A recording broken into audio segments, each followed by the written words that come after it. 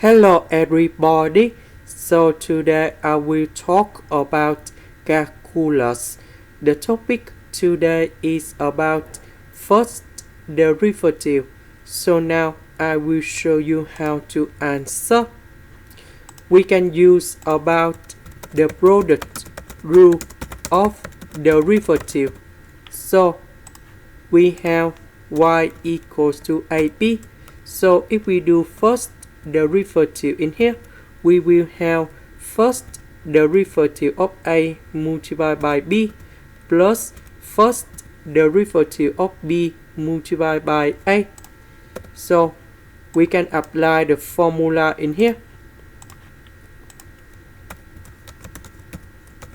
So we do first derivative of s squared multiplied by tan 4s. Later that we do first derivative of tan 4s multiplied by s squared. So first derivative of s squared, we have 2s to the power of 2 minus 1. So this one we have s. First derivative of tan 4s, we do first derivative of 4s and we have secant of 4s squared. And this one we have number 4.